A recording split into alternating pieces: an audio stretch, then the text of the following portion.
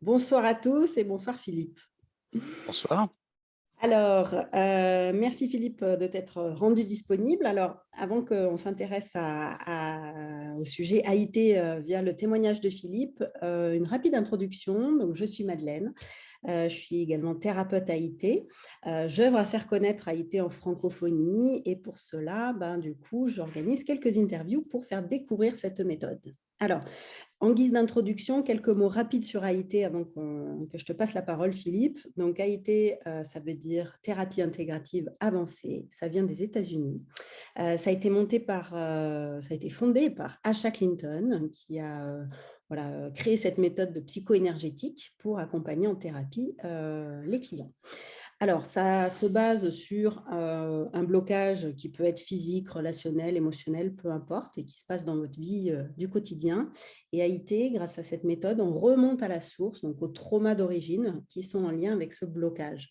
On se base pour cela sur le test musculaire, donc qui donne les réponses de l'inconscient du client.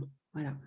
Et en déprogrammant, en identifiant et en déprogrammant les sources, on agit ainsi sur les blocages qui surviennent au quotidien. Alors, voilà pour AIT. Maintenant, Philippe, on va s'intéresser à toi.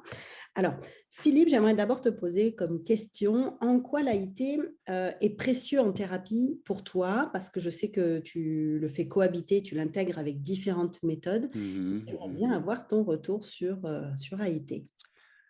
Oui, alors effectivement, dans notre cabinet, on pratique une forme de thérapie qui est très intégrative et dans laquelle on combine finalement les atouts de plusieurs approches thérapeutiques, dont l'AIT, mais aussi de l'hypnose ericksonienne, générative, de la sophrologie.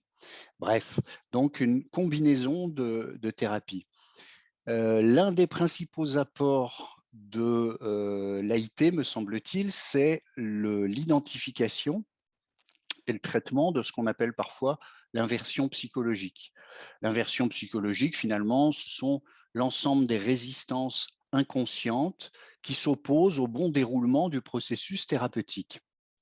Je vais vous donner un exemple pour concrétiser les choses. Qu'est-ce que ça peut être, cette inversion psychologique? Imaginons une femme, par exemple, anorexique.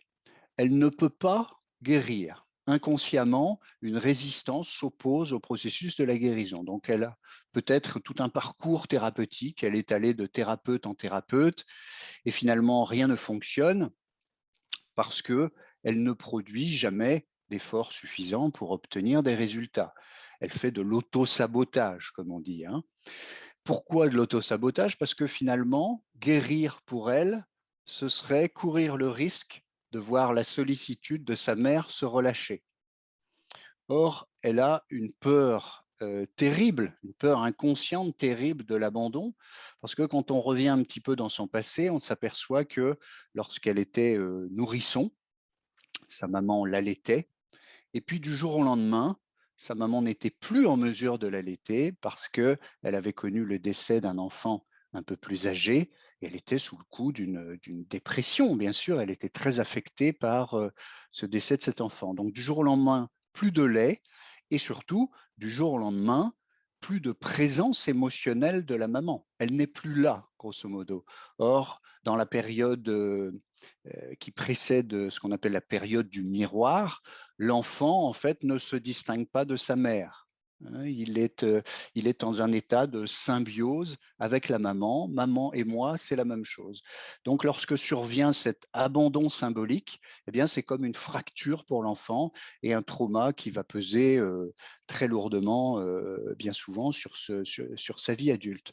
Donc, en raison de ce trauma d'origine, eh bien, je ne peux pas finalement guérir. Le risque est trop grand de connaître un second abandon finalement, hein, de ma mère si d'aventure je venais à guérir. Mhm. Donc, on comprend au travers de ça peut-être que eh bien, ce genre de mécanisme peut faire achoper finalement toute forme de thérapie. C'est un verrou total au bon fonctionnement d'une thérapie, quelle qu'elle soit. L'apport de l'AIT, c'est que d'une part, on sait identifier ce mécanisme. Il n'est pas neuf, hein, bien sûr, les psychanalystes nous parlent de ce qu'ils vont appeler, eux, des mécanismes de défense, ce que d'autres appelleraient des mécanismes d'adaptation.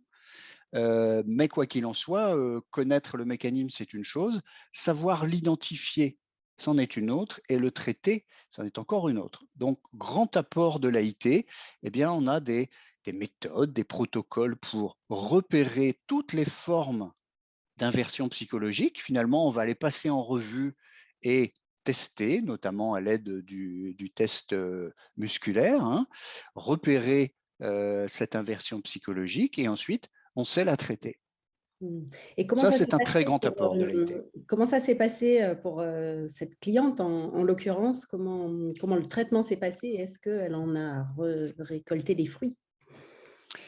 Ben, finalement, on fait sauter ce verrou petit à petit, c'est-à-dire que déjà, on a identifié généralement en tout début de thérapie, hein, compte tenu du fait, encore une fois, que c'est un verrou au fonctionnement de toute forme de thérapie, ben, on comprend que chronologiquement, on va assez souvent commencer par ça. Dès lors qu'on repère cette inversion, on va travailler sur le trauma d'origine, pas sur l'anorexie en soi, hein, qui est un symptôme, un effet, mais la cause, on la trouve dans ce trauma relationnel infantile sur lequel on va travailler avec l'AIT.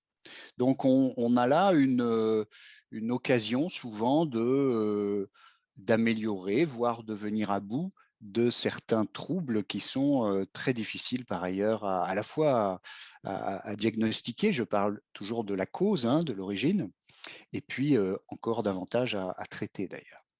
Et oui, et souvent on se rend compte que quand on traite un verrou, alors là, en l'occurrence, elle venait te voir pour, l'anorexie, mais finalement, c'est Mmh. comme un jeu de dominos qui va agir sur plein d'autres, blocages, potentiels, dans d'autres domaines de sa vie. Ouais, c'est-à-dire que les traumas, ça fonctionne toujours un peu en cluster, pour utiliser un terme qu'on a beaucoup OK. utilisé ces derniers temps, hein. C'est-à-dire que les traumas, c'est toujours un réseau plus ou moins. Mais à l'intérieur de ce réseau, Dieu soit loué, certains traumas sont beaucoup plus importants que d'autres. Ce sont d'une certaine façon des métonymies. La métonymie, c'est une figure de style qu'on utilise par exemple en poésie, hein. La métonymie, c'est l'élément qui représente le tout. Dans un poème de Victor Hugo, par exemple, il parle des voiles qui descendent vers Harfleur, le port d'Harfleur. Alors, ce ne sont pas les voiles qui descendent, bien sûr, ce sont des bateaux. Donc la voile est l'élément qui représente le tout. Eh bien, Dieu soit loué, dans ces clusters traumatiques, hein, si on réussit à mettre le doigt sur la métonymie, c'est finalement tout ce réseau qui se délite petit à petit. Et c'est ce qu'on sait faire avec l'AIT, c'est ce qu'on s'efforce en tous les cas de faire, hein, d'aller à la source, et en particulier vers la métonymie plutôt que vers d'autres traumas qui sont un peu plus secondaires. Super, merci beaucoup Philippe, merci de ce Mais de témoignage. rien, Donc, c'était un plaisir. voilà, donc Philippe, tu es thérapeute AIT, basé, à À Strasbourg, Strasbourg et Colmar, oui, tout à fait. voilà, et Colmar, et tu formes également en AIT. Alors, si vous souhaitez en savoir plus sur AIT ou sur les formations à venir ou sur les thérapeutes, alors qui sont près de chez vous, certes, mais en général, tout se fait aussi en visio. Mais vous pouvez trouver toutes les infos sur le site ait-france.org. Et il me reste à vous souhaiter une très bonne journée. À bientôt et merci Philippe. Merci Madeleine, au revoir. Au revoir.